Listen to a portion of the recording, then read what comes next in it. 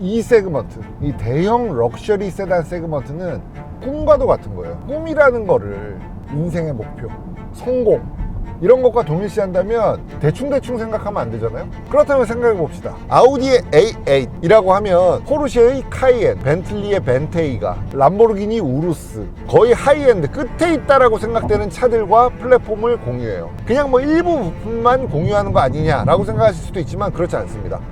아우디의 A8은 폭스바겐 그룹이 가지고 있는 럭셔리 브랜드, 그 모든 럭셔리 브랜드들의 근간이 되는 기술력을 만드는 브랜드예요. 솔직히 말하면 S클래스의 신모델이 나왔고 7시리즈는 이제 곧 나올 거예요. 그러다 보니까 A8은 사실 나도 이렇게 뭐 내 관심의 중심에 와 있는 차는 아니었거든. 시승해보고 나서 나는 약간 맞아, 아우디였지, 다시 한번 느끼게 된 거야. 아우디 A8이 가졌던 역사적 의의 같은 것도 다시 깨닫게 되고, 운전하면서 이렇게 놀라본 적, 감동해 본 적이 오랜만이에요. 특히나 이런 대형 세단. 대형 세단은 우리가 운전하면서 재미를 느끼는 차종은 아니거든.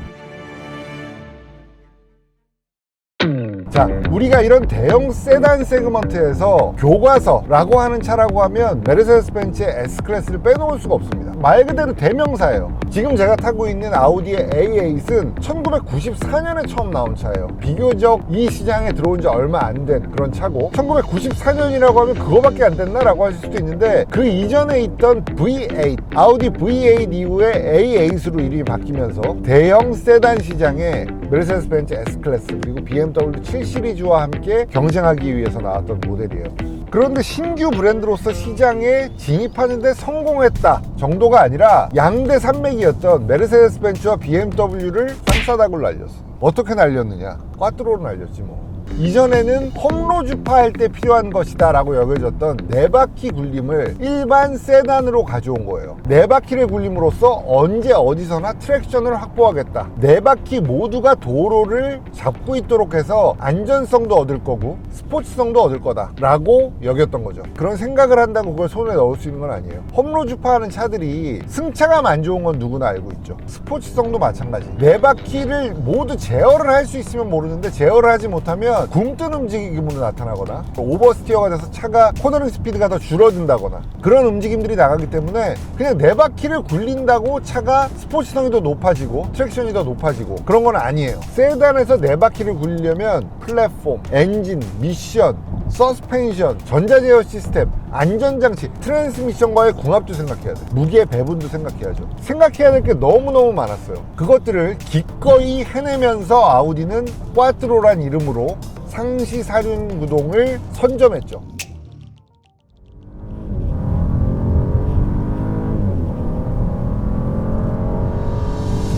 가속할 때 뒤가 흔들리지 않고 깔끔하게 가속할 수 있고, 이런 걸 만든 게 바로 아우디의 꽈트로예요. 홈로주파용으로 힘을 주기 위한 사륜구동 시스템은 만들기가 쉬워요. 그런데 고속으로 달릴 때 4바퀴를 적절하게 운영하는 건 정말 쉬운 일이 아니에요. 그래서 그 이전에 과거에는 우수한 주행 방법은 후륜구동 이다라고 여겨져 왔던 거죠. 그런데 지금은 너무나 당연하게도 거의 모든 자동차 브랜드들이 4바퀴를 굴리는 방법을 연구하고 있단 말이에요. 그 선구자가 됐던 게 아우디야. 메르세데스 벤츠 포매틱, BMW 엑스드라이브가 사실 얼마 안 됐다고. 아우디도 초창기에는 승차감이 후륜구동 대형 세단들보다는 좀 못하다 라는 얘기를 2000년대 초반까지는 많이 들었어. 한 10년 동안 연구를 계속해서 2000년대 중반 이후로는 승차감도 훌륭하다, 겨울철에 안전하다, 동력 성능 우수하다 라는 얘기를 들으면서 D3 시절 V10 엔진을 실었던 아우디의 S8, RS8, D4 시절은 또 뭐야? 청담동에 그때 S클래스 타는 사람 없었어. 다 아우디 탔어. D3 시절과 D4 시절을 기억하고 있는 사람들, 그 사람들이 만약에 차는 찌질한 얘기를 했잖아? 그럼 다시 생각해 봐야 돼. 물론 실제로 제품의 제품력 좋으냐 나쁘냐만 가지고 차를 사는 건 아니에요. 이미지를 가지고 사기도 하고, 어떤 차는 성능이 좀 떨어지는 건 알지만 디자인이 좋아서 사기도 하고, 그것도 훌륭한 선택 방법입니다. 하지만 대형 세단의 완성도를 따질 때는 아우디 A8은 두 번째, 세 번째에 놓기는 약간 애매한 차예요. 첫 번째냐, 두 번째냐를 따진다면 말이 되죠.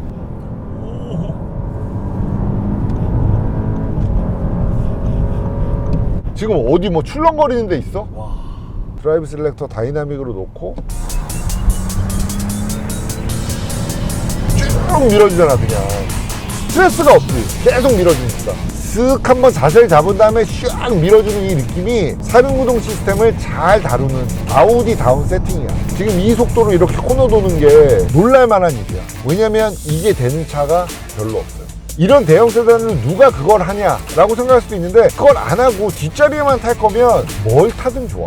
그런데 직접 운전할 때도 있고 뒤에 탈 때도 있는 사람이라면 이건 타봐야 된다는 거죠. 안정감 있게 쫙 뻗어나가는 차를 탈 때 레일 위를 달리는 것 같은 느낌을 받는다, 뭐 이런 얘기 쓰잖아. 이 차는 레일 위를 달리는 그런 느낌이 아니고 비단길 위를 안 미끄러지고 가는 느낌이라는 표현이 맞는 것 같아요. 그런 느낌을 갖는 차들이 생각보다 많지 않아요. 2017년도에 아우디의 5세대 A8이 처음 나왔을 때 전 세계 수많은 저널리스트들이 이렇게 얘기했어. 이제 S클래스를 능가했다 라는 이야기를 했어. S클래스 이상의 승차감을 대형 세단에서 뽑아냈다는 건 사실 놀라울 일이 아니에요. 아, 역시 그렇구나 라고 판단하는 게 올바른 판단이라는 거죠. 실제로 지금 이 승차감, 정속주행으로 포장된 도로를 달릴 때 이 승차감은 이 이상은 없지 뭐. 우리가 이 느낌을 다른 데서도 느낄 수 있죠. 벤틀리, 좋게 비틀어져가는 느낌. 그 아무도 의문을 표하지 않는 럭셔리 브랜드와 같은 회사잖아 지금. 같은 플랫폼을 사용하고 그 원천 기술이라는 게 결국 어디에서 나오느냐? 아우디에서 나와요. 벤틀리, 오랫동안 100년 넘게 수제작 자동차를 만들어왔던 크로우에 있는 공장에서 장인들의 한 땀 한 땀을 곁들여서 완성해낸 게 바로 벤틀리잖아요. 그렇지만 그 장인정신이라는 게 시대의 변화, 기술의 변화에 민첩하게 대응할 수가 없으니까 빨리빨리 대응하는 기술적인 부분은 누구한테 맡겼다? 아우디한테 맡겼어요. 그리고 자율주행을 나누는 단계가 몇 가지가 있죠. 현재 가장 높은, 실현한 가장 높은 단계가 레벨 3거든. 아우디는 레벨 3를 시판을 했어요. 그런데 사람들이 왜 자율주행이라고 할 때 아우디를 떠올리지 않느냐? 몰라서 그래. 얘네가 더 먼저 시작했고 완성도도 더 높고 심지어 시판도 더 빨리 했는데 이미지로 사로잡히지 않은 건 솔직히 말하자면 편견이에요. 편견. 테슬라의 경우는 자율주행에서 최고다라는 이미지를 얻지 못하면 안 되기 때문에 본격적으로 하는 거야. 그런데 아우디는 자율주행 기술력을 표현하는 건 충분히 했다고 생각한 거야. 다음부터는 법적인 문제가 남아요. 우리가 자율주행으로 운전하다 갔을 때 사고가 발생했어. 그래서 누구 책임이냐는 거죠. 운전자의 책임이냐, 자동차 회사가 책임져야 되느냐. 그렇다면 그걸 증명하기 위해서 카메라를 달아서 감시하고 있어야 되나? 아니잖아. 그건 할 수 없잖아. 개인의 프라이버시 영역을 지키면서 자동차 회사의 권리를 찾는 것은 어려워요. 그래서 법적인 문제 때문에 현재는 자율주행을 다 없앤 상태야. 그걸 우리는 뭐라고 부른다? 어른스럽다고 부르죠. 자, 그래서 사실 여러분들을 설득하고 싶은 마음은 없어요. 근데 어라? 그렇네. 아우디 A8을 뿌리로 해서 고급 승용 모델들이 갈라져 나오네 라고 생각하시는 분들은 타봐야지. 안 살 거면 안 타봐도 돼. 근데 살 거면 안 타보고 결정하지 마세요. 그리고 디자인도 호불호라는 게 있잖아. 화면 큰 거 있지. 벤츠 새로 나온 거 이렇게 화면 큰 거를 트렌디하다라고 생각하시는 분들도 계실 거예요. 미안하지만 난 그것도 그렇게 생각 안 해. 자동차에 너무 큰 화면이 있는 거 눈부셔서 싫다 라고 생각하는 사람들, 보수적인 사람들은 오히려 이 디자인이 맞을 거라고 생각해요. 그래서 대형 세단이 필요했다. 내가 회사 사장인데 차를 뭘로 바꿀까 고민이었다. 가족과 함께 탈 대형 패밀리 세단이 필요했다. 그런 사람들은 이거 한번 타봐야 되지 않나 싶은데, 안 타보고 그냥 딴 데로 가기에는 얘가 너무 좋아. 총평 가겠습니다. 대형 세단을 타는 사람들은 가치를 중요시하는 사람들이거든요. 인생을 열심히 살아서 자신의 가치를 인정받아서 성공을 이룬 사람, 그런 사람들은 정말 좋은 거 타야 되지 않나? 남들이 좋다 그러는 거, 선입견, 편견, 고정관념 이런 것 때문에 그냥 쓱 밀려서 결정한다. 나는 대형 세단 오너들에게 맞는 선택 방법은 아니라고 생각해요. 물론 차는 그냥 이동수단일 뿐이야. 나는 차까지 뭐가 좋은지 비교할 시간은 없어 라고 생각하실 수도 있어요. 그러니까 선택지를 줄이려고 하는 건 이해할 수 있습니다. 그런데 배제하면 안 되는 이유 너무나 명확하죠. 벤틀리, 포르쉐, 람보르기니가 아우디의 기술력을 베이스로 차를 만들고 있다는 거, 그건 아무도 부정할 수 없는 거예요. 타보시길 권장합니다.